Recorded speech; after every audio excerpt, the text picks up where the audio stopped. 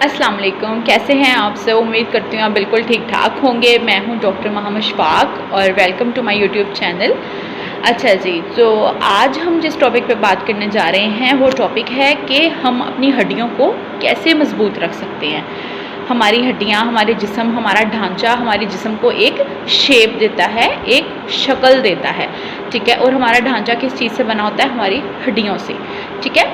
तो हम आज इस वीडियो में ये जानेंगे कि हम अपनी हड्डियों को कैसे मजबूत रख सकते हैं अपनी आगे तक ज़िंदगी में। जब हम बहुत ज़्यादा बूढ़े हो जाते हैं, 50-60 साल से ऊपर तक चले जाते हैं, तब तक हम अपनी हड्डियों को कैसे मजबूत रख सकते हैं कि हम इजीली मूवमेंट कर सकें, हरकत कर सकें, अपने काम शाम, अपनी ज़िंदगी के रोज़मर्रा के काम इजीली कर सकें। तो चलें, आज हम बात करेंगे कैल्शियम के ऊपर। हम अगर देखें कि हमारी हड्डियाँ किस चीज़ से बनी हैं, हमारी हड्डियों के अंदर क्या चीज़ है, तो उसके अंदर है कैल्शियम, मिनरल्स, नमकियात जिसको हम कहते हैं।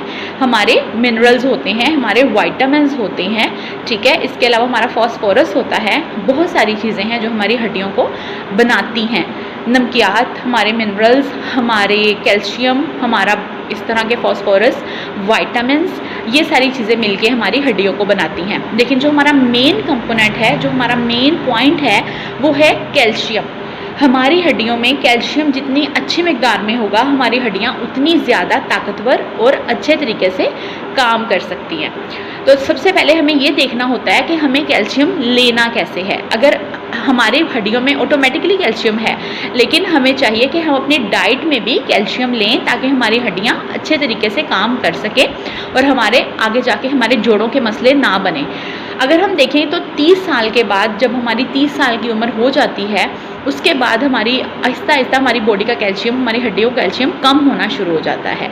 तो बेहतर ये होता है कि अगर हम अपनी डाइट में, अपने खाने पीने की चीज़ों में अगर हम कैल्शियम यूज़ करें, कैल्शियम अपनी बॉडी में लेके जाएं अपने खाने पीने की चीज़ों में, तो वो हमारे लिए बहुत बेहतर है बजाय इसके कि हम दवाइयों के ज़रिए कैल्शियम लें, ठीक है। क्योंकि दवाइयों के कई साइड इफ़ेक्ट्स भी होते हैं, लेकिन खाने पीने के साइड इफ़ेक्ट्स नहीं होते ज़्यादातर, ठीक है।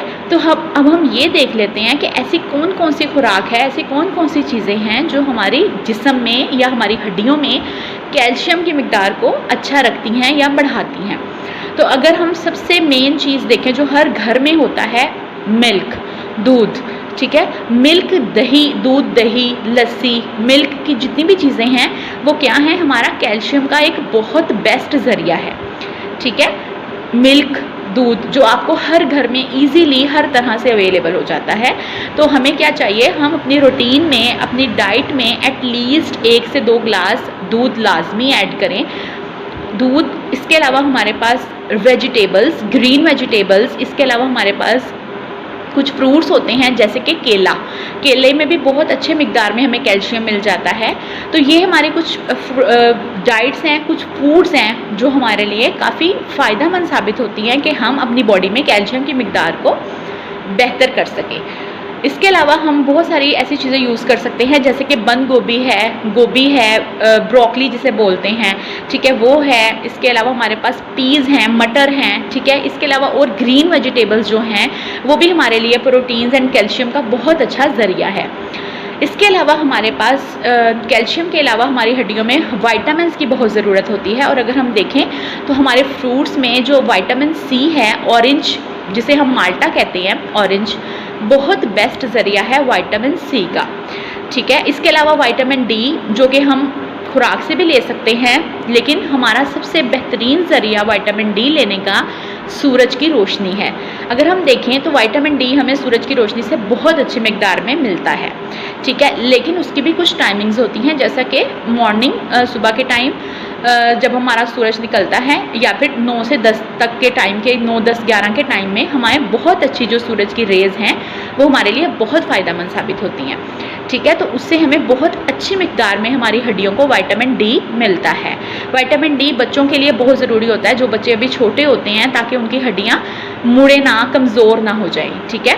तो एटलीस्ट विटामिन डी हमें लेना चाहिए, धूप में बैठना चाहिए कुछ वक्त, ताकि हम अपनी बॉडी को आगे अच्छे से अच्छा लेके जा सके इजीली।